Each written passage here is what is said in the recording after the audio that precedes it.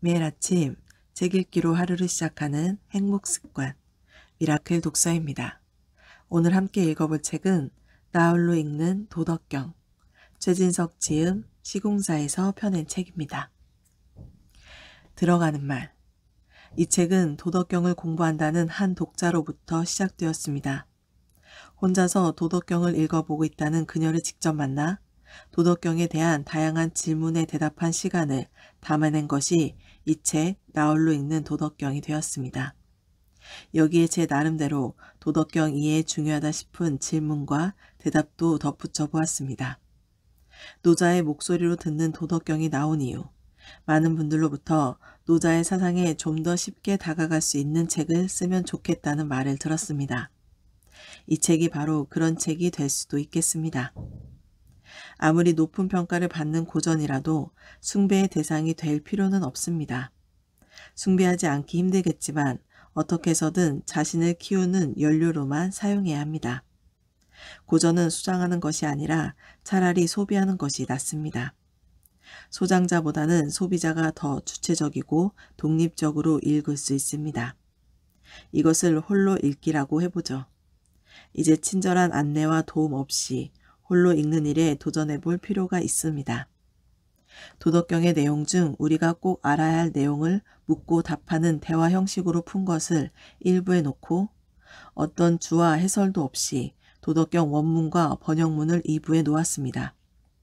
1부를 먼저 읽고 2부를 읽을 수도 있고 용감하게 2부를 먼저 읽고 1부를 나중에 읽어도 좋습니다. 모쪼록 노자 사상의 정수인 도덕경의 새로운 독서 체험을 하는 계기가 되었으면 합니다. 짧은 시간 내에 도덕경의 핵심을 이해하는 데 이 책이 도움을 줄 수 있을 것입니다. 끝으로 긴 시간 대화를 나눠준 도덕경을 공부했다는 독자였던 휘민 선생님께 감사드립니다. 2021년 봄 최진석 1부 묻고 답하는 도덕경. 도덕경을 읽기 전에 질문은 덕의 활동에 가깝습니다. 자신이 자신으로 존재할 때 나오는 힘, 즉 궁금증과 호기심이 밖으로 튀어나오는 일이죠. 이 세상에 나온 모든 새로운 것들, 모든 위대한 것들은 거의 다 질문의 결과로 나왔다는 것을 기억할 필요가 있어요. 노자는 누구이고 도덕경은 어떤 책입니까? 최근에 노자의 사상에 관심이 생겨 도덕경을 공부하고 있는데 저처럼 홀로 노자 공부를 시작한 사람들의 첫 번째 질문은 가장 기본적인 것에서 시작되리라 봅니다. 노자는 누구입니까? 그리고 도덕경은 어떤 책인가요? 노자는 춘추 전국시대의 사상가, 좀 더 따져서 말하면 춘추 시기 말부터 전국 시기 초 사이에 살았던 사상가입니다. 사마천의 사기에는 성은 이이고 이름은 이이며 자는 담이라고 나옵니다. 주나라의 국립도서관격인 장서실을 관장하던 사관이었습니다. 사기에는 노자도 나오고 노래자도 나오고 태사담도 등장하는데 이 중에서 누가 진짜 노자인지 의견이 분분하기도 합니다. 노자는 한 사람이 아니라 여러 명이라는 얘기도 있고요. 그런데 여기서 사마천의 글쓰기 방식을 잘 파악해야 할 필요가 있습니다. 사마천은 당시 이런저런 이야기로 전해지는 거의 모든 사람들에 대해 자신이 전해 들은 바대로 남김없이 기록했습니다. 저는 노래자나 태사담은 노자가 아니라 당시의 다른 사람들일 것이라고 봅니다. 노자가 실존 인물인가 아닌가 하는 논쟁도 있지만 저는 노자가 실존 인물이라고 믿어요. 역사서에는 노자가 대단히 자주 등장합니다. 노자는 오랫동안 주나라에 살다가 나라가 망해가자 살던 곳을 떠납니다. 국경의 관문에 이르자 관문을 지키던 윤희가 노자에게 이렇게 청합니다. 은거하러 떠나시는 길이지만 제게 말씀을 남기고 떠나 주십시오. 이에 노자는 두 권으로 된 오천자 책을 써주었습니다. 책을 남기고 관문을 빠져나가 어디론가 떠나갔는데 그 후로 그의 행적을 아는 사람이 없었다고 해요. 이래서 그는 우리에게 다소 신비로운 사상가로 남게 됩니다. 이 얘기는 지금 생각해보면 믿을만 하기도 하고 믿기 어렵기도 해요. 분명한 것은 오천자, 도덕경이 있었다는 것입니다. 이것이 중요한 점입니다. 전해져 내려오다가 어떨 때는 문장 순서가 달라지기도 하고 중복되어 쓰이기도 하고 발췌본으로 전해지기도 하죠. 저는 사기의 이 기록을 근거로 처음부터 노자에 의해 오천자, 도덕경이 쓰였다고 믿습니다. 노자가 살았던 춘추 전국시대는 어떤 시대입니까? 도덕경을 이해하기 위해서는 먼저 노자가 살았던 시대의 맥락을 이해해야 합니다. 중국 역사상 가장 오랜 분열기였고 이른바 제자백가의 시대로 불리던 시대, 노자가 살았던 춘추 전국시대를 우리는 어떻게 이해해야 할까요? 우선 인류의 역사에 과격한 변화가 몇 차례 있었다는 것을 짚고 넘어가야 할 것 같습니다. 제일 처음의 변화는 불의 사용이고 두 번째 변화가 철기 사용인데 이 철기 문명이 몇천 년간 계속되어 그러다가 산업혁명이 세 번째 과격한 변화로 일어납니다. 즉 철기혁명과 산업혁명 사이에는 그다지 결정적으로 과격한 변화가 없었던 거죠. 그 다음이 4차 산업혁명이라 부르는 지금입니다. 그런데 저는 증기나 전기 등으로 이루어진 혁명 전 진보를 첫 번째 산업혁명이라 보고 지식정보를 기반으로 한 새로운 형태의 산업이 전개되는 지금을 두 번째 산업혁명이라고 봅니다. 첫 번째 산업혁명까지는 보이는 것이 힘인 시대였는데 지금의 산업혁명은 안 보이는 것이 힘인 시대입니다. 이것은 엄청나게 과격한 변화예요. 문명의 변화가 궁금하다면 불을 사용하면서 인간이 얼마나 달라졌는가? 철기를 사용하면서 우리 삶이 얼마나 달라졌는가? 산업혁명을 통하여 인류 문명이 얼마나 달라졌는가를 자세히 들여다보면 될 겁니다.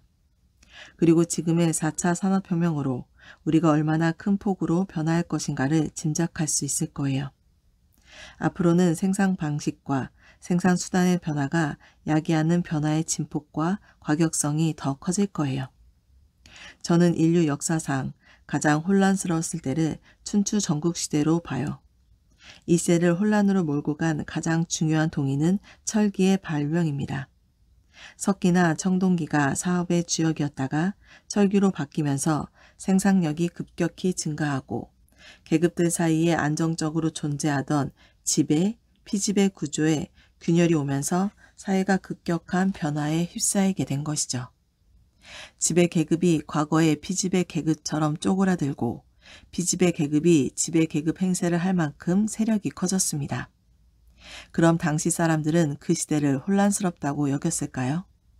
아마 혼란을 혼란이라고 인식하지 못했을 것입니다. 아무리 혼란스러운 시대에도 인간은 습관처럼 일상을 살아가는 것이 보통이거든요. 혼란을 온전히 체감하기는 매우 힘들죠.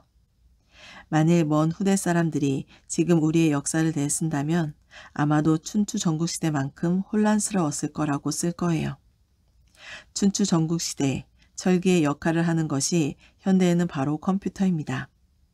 컴퓨터가 주역으로 등장하면서 생산의 방식이나 유통 구조 내지는 잉여 생산물의 축적 경로가 예전과 판이하게 달라질 뿐만 아니라 지식의 생산과 유통도 빠르게 달라지면서 계급 구조가 크게 뒤틀리게 됩니다. 이에 따라 정치의식이나 정치적 욕구도 달라서 사회가 급격한 변화에 휩싸이게 된 것이죠. 그렇지만 일상 속의 주체들이 이 새로운 변화로 야기된 혼란 전체를 경험하기는 쉽지 않아요. 그때도 쉽지 않았을 겁니다.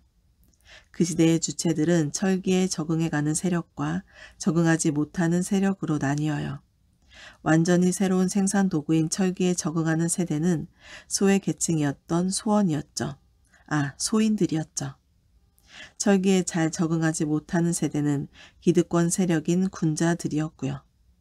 그러니까 춘추 전국시대의 혼란은 군자와 소인 간의 주도권 다툼으로 볼 수 있겠죠. 춘추 전국시대 변화의 전체적인 방향은 군자의 권력은 줄어들고 소인의 권력은 커지는 것이었습니다.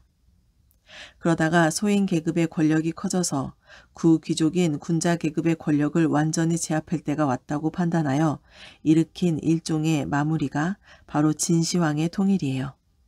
이렇게 철기가 산업에 투입되어 구질서가 무너져가고 새 질서는 아직 형성되지 않은 진시황의 통일 이전 시기, 이 정치적 혼란기가 춘추 전국시대입니다.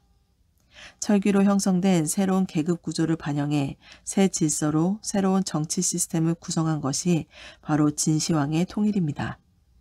현대에도 컴퓨터로 상징되는 새로운 생산수단에 잘 적응하는 세력과 적응하지 못하는 세력 간의 갈등이 있어요. 앞으로의 세계는 새로운 생산수단에 잘 적응하는 집단의 권력은 커지고 그렇지 못한 집단의 권력은 줄어드는 방향으로 전개되겠죠. 그러니까 노자나 공자는 철기가 산업에 투입되면서 야기되는 과격한 계급 변동의 시대를 살았던 겁니다. 그들은 그런 변화 속에서도 일상의 속박으로부터 한 발 물러나 자신이 살던 그 시대를 자세히 관찰한 사람들이죠. 어떤 한 사람이 언제 어디서 무엇을 하면서 살았는지도 중요하지만 어떤 태도로 살았는지도 굉장히 중요합니다. 노자나 공자는 그런 일상으로부터 거리를 두고 자신들이 사는 시대를 지적인 태도로 자세히 관찰할 수 있는 예민함을 가졌던 사람들이에요. 이런 사람들은 철학자, 시인, 예술가, 과학자라고 하죠. 지적 예민함으로 무장한 관찰자들, 그 시대를 자세히 관찰하고 그 시대가 어떻게 새롭고 더 나은 사회로 진화할 수 있는가를 고민하는 사람들인 겁니다. 동양 철학은 노자 이전에 어떠했습니까? 서양 철학과 대비되는 동양 철학의 역사에서 노자의 자리는 어디쯤 될까요? 제자백가 이전에도 동양 철학이 융성했습니까? 사실 철학이라는 방법론은 원래 동양에는 없던 거예요. 철학은 서양에만 있던 방법론이에요. 동양에서는 아편전쟁 이후에 받아들인 거죠. 당시 중국은 서양과의 전쟁에서 패배한 원인을 찾다가 서양의 우수성을 최종적으로 두 가지로 정리했어요. 바로 과학과 철학이었습니다. 그때부터 중국은 서양을 극복하기 위해 과학과 철학을 대폭 수용하고 따라 배우죠. 일본이 중국보다 훨씬 빨랐고요. 그런데 동양에도 철학이라는 방법론으로 해석할 수 있는 사상적 자원이 있었습니다. 그래서 동양 철학이라는 신조어가 생겨요. 그리고 노자와 공자는 동양에서 첫 번째 철학자가 됩니다.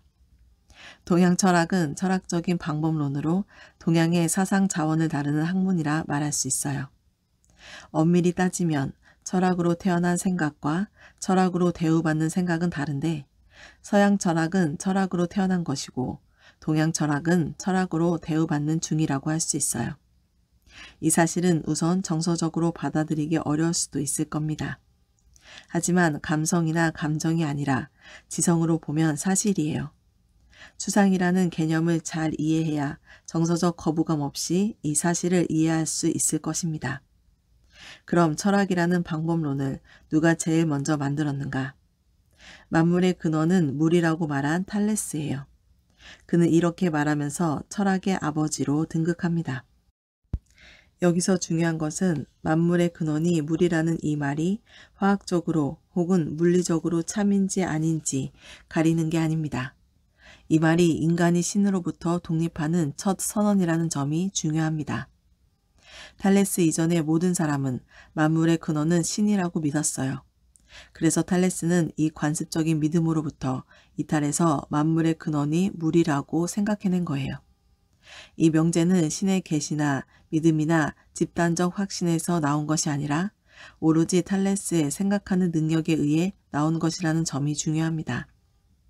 철학적인 의미에서 보면 탈레스의 만물의 근원은 물이다 라는 이 명제는 인간이 처음으로 믿음에서 벗어나 생각을 시작했음을 보여줍니다. 그래서 탈레스를 최초의 철학자라고 하는 거죠. 그럼 노자와 공자를 동양 최초의 두 철학자라고 말하는 이유는 무엇일까요? 이들은 이미 있던 믿음 체계가 아니라 스스로 생각하는 능력으로 말하기 시작한 사람들이에요. 철학의 등장은 믿음의 시대에서 생각의 시대로 넘어온 것을 의미해요. 믿음의 시대에 높은 수준의 생각을 써놓은 것이 신화, 인간의 시대에 높은 수준의 생각을 써놓은 것이 철학입니다. 공자나 노자를 철학자라고 하는 것은 둘 다 신에 대한 믿음으로부터 독립했다는 의미가 제일 강해요. 천명을 극복하려고 덤빈 것이죠. 역사와 시대의 주도권을 인간을 초대한 존재로부터 뺏어와서 인간에게 선물한 사람들입니다. 서양에서는 중세시대에 다시 신의 시대로 돌아가잖아요. 중국에서는 춘추전국시대라는 철학의 시대를 지나 한나라 때 다시 천인감응론이라는 관념으로 표현되는 신의 시대로 돌아가요. 그런데 서양 중세나 중국 한나라 때의 신은 그 이전과의 신과는 많이 차이가 있죠. 중세시대나 한나라 때의 신은 인간의 해석 능력 안으로 들어온 신이에요. 인간의 이성으로 해석되는 신인 거죠. 이것도 인간의 지위가 상승한 것으로 봐야 해요. 그 이전까지 신은 인간의 해석 능력을 벗어나 인간 위에서 무섭게 존재했으니까요. 사상과 철학은 어떻게 다릅니까? 말씀을 듣고 보니 동양 철학은 아편전쟁 이후에 형성된 신흥 학문이었군요. 그렇다면 사상과 철학은 어떻게 구분할 수 있을까요? 사상과 철학은 서로 비슷한 것 같아도 층위가 아주 달라요. 마치 기술과 과학이 서로 층위가 다른 것과 마찬가지지요. 동아시아에는 예부터 기술은 발달했지만 과학은 없었어요. 중국에는 세계 최초라는 지위를 성취한 것들이 많죠. 나침반, 화약, 종이, 비단 등등. 그런데 이런 것들은 기술이지 과학이 아닙니다. 인류의 진화 정도에서 기술이 핵심일 때는 중국이 세계에서 차지하는 비중이 매우 컸지만 진화 정도가 과학의 단계로 진입하자 급속도로 힘이 빠진 것이죠. 동아시아는 전체적으로 과학의 시대에 적절하게 반응할 수 있는 과학적 사고를 준비하지 못하고 있었던 것입니다. 과학적 사고는 원리적인 측면이 특히 강합니다. 나침반이나 화약이나 종이는 어떤 상위의 보편적인 원리가 구체적으로 실현됨으로써 출현한 것이 아니죠. 좁은 범위에서 반복적이고 기능적인 조합을 통해서 발명된 것들입니다. 화약을 만들 때 적용되던 이론이 만일 화약 이외의 다른 것들에도 적용될 수 있으면 그것을 원리라고 합니다. 중국 화학은 이런 원리에서 나오지 않았습니다. 그래서 과학이 아니라 기술인 것이죠. 이용주 교수가 쓰고 2020년 3월에 성균관대학교 출판부에서 출간한 세계관 전쟁이라는 책이 있어요. 제1장에서 중국에 과학이 있었는지에 관한 당시 중국인들의 논쟁을 잘 정리해 놓았습니다. 참고하시기 바랍니다. 여기에는 중국에 과학이 있었다는 주장도 있지만 저는 그것들이 국수주의적 심리에서 나온 주장에 불과하다고 봅니다. 이 부분도 최소한 기술과 과학을 구분하고 인간이 행하는 중요한 지적 활동인 추상이 무엇인지 이해해야 알 수 있을 것입니다. 사상은 인간이 살면서 판단과 추리를 거쳐 갖게 된 의식 내용이자 어느 정도 통일성을 갖춘 인식 체계이고 사회 및 인생에 대한 일정한 견해입니다. 사상은 보편적으로 적용 가능한 원리라기보다는 일정한 범위 안에서의 주장인 경우가 많습니다. 철학은 인간과 세계에 대한 근본 원리와 삶의 본질 등을 따지면서 세계가 어떻게 존재하는지, 어떻게 알 수 있는지, 알면 어떤 경로로 겪는지, 그리고 어떻게 행해야 하는지 등이 서로 연관성을 갖고 체계를 이룬 고도의 추상적인 사유입니다. 예를 든다면 신채호 선생님 같은 분은 사상가이지 철학자는 아니시죠. 사상보다는 철학이 훨씬 철저한 인식이자 추상적인 인식입니다. 사상은 철학보다 덜 보편적이고 철학은 사상보다 더 보편적이죠. 철학과 사상은 층위가 다릅니다. 추상 정도의 다른 층이죠. 더 추상적일수록 더 원리적이지 않나요? 현실적인 효용성으로 보면 사상이 더 직접적인 것으로 보일 수 있고 철학은 더 간접적인 것으로 보일 수 있죠. 그런데 지적인 수준과 추상적인 정도로 보면 철학이 사상보다 훨씬 높고 정밀하고 체계적이에요. 추상은 추상 사유를 할 수 있어야 해요. 핵심은 추상이에요. 도덕경 판본이 여럿인 이유는 무엇입니까? 도덕경은 죽간본, 백서본, 하상공본, 왕필본 등 여러 판본이 존재하는 것으로 알고 있습니다. 선생님의 책을 읽어봐도 각각의 판본에 따라 내용이 달라지는 것을 여러 번 확인할 수 있었습니다. 도덕경에 이렇듯 다양한 판본이 존재하는 이유가 무엇인지 궁금합니다. 여러 가지 이유가 있습니다. 우선 서사 재료의 변화와 관련이 있어요. 처음에는 길쭉하게 자른 나무나 대나무 조각 위에 썼고 다음에는 비단 위에 썼어요. 그 다음에는 종이에 썼죠. 죽간보는 대나무 조각에 쓴 판본이고 백서보는 비단에 쓴 판본이란 뜻이죠. 그리고 또 시대마다 서체가 달랐어요. 죽간보는 대개 전서체로 썼어요. 한나라 때는 예서로 썼고요. 여기에는 필기 도구의 변화도 영향을 미쳤을 거라고 봐요. 다음으로 생각해 볼 것이 동양의 독특한 글쓰기 방식이에요. 동아시아에서는 어떤 책을 해설하는 형식에 기대해 자기 생각을 쓰는 것이 중요한 글쓰기 방식이었어요. 성현의 글을 읽고 자기만의 견해를 붙여 주석을 다는 방식으로 글을 쓰는 거죠. 하상공도 도덕경을 해석하는 형식으로 자신의 생각을 피력했고 왕필도 마찬가지로 도덕경을 해석하는 형식으로 자신의 생각을 피력했죠. 그래서 하상공본이 있고 왕필본이 따로 있는 것입니다. 또 하나의 이유는 소위 동양 철학은 이데올로기적 성향이 더 강하다는 데서 찾을 수 있어요. 그래서 시대에 따라 어떤 책은 경의 대접을 받지만 어떤 책은 경의 대접을 받지 못하기도 해요. 예를 들어 장자도 쓰인 지 몇백 년 동안 계속 장자였어요. 그러다가 당나라 초기에 와서 남하경이라 불리며 비로소 경의 반열에 들었지요. 경의 반열에 들었다는 것은 그 시대를 지배하는 중심 이데올로기가 되었다는 거예요. 그 사회를 통일적으로 지탱하는 사상이 됐다는 뜻입니다. 부차적인 이유로는 피위를 꼽을 수 있어요. 유방이 한 나라의 황제가 되잖아요. 그러면 그때부터 누구도 유방의 이름인 방자를 쓸 수가 없어요. 그래서 도덕경의 어떤 판본은 나라를 표현할 때 방이라고 쓰고 어떤 판본은 국이라고 쓰는 거예요. 만약 방이라고 쓰인 판본이 있다면 유방 이전에 쓰였을 가능성이 크죠. 국이라고 쓰였다면 아마도 유방의 시대에 쓰였을 가능성이 크겠죠. 그리고 이때까지는 아직 인쇄술이 발달하지 않았습니다. 나중에 목판본이나 금속 활자가 나온 이후엔 텍스트가 고정되었지만 이때는 아직 그런 틀이 없었을 때였어요. 그래서 그때그때 쓰는 사람의 입장에 따라 글씨가 다르게 쓰이기도 한 거죠. 예를 들어 공성이 불거라는 표현이 왕필본에는 성공이 불거라고 되어 있어요. 그러면 앞에 것은 공이 이루어진다고 해석되고 뒤에 것은 공을 이룬다고 해석되는 거예요. 그러니까 인간의 주동력을 어떻게 보느냐에 따라서 글자의 순서가 달라질 수 있는 겁니다. 인간의 주동력을 긍정적으로 보기 시작하면 성공이불거로 쓸 수밖에 없겠죠.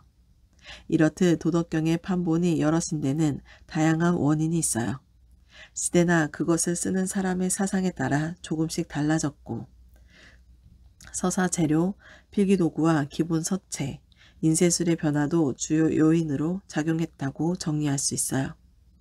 도덕경의 판본은 오랜 시대를 거치면서 다양한 형태로 오늘에 이르고 있는 겁니다. 오늘 미라클 독서는 여기까지 읽도록 하겠습니다. 오늘도 감사합니다.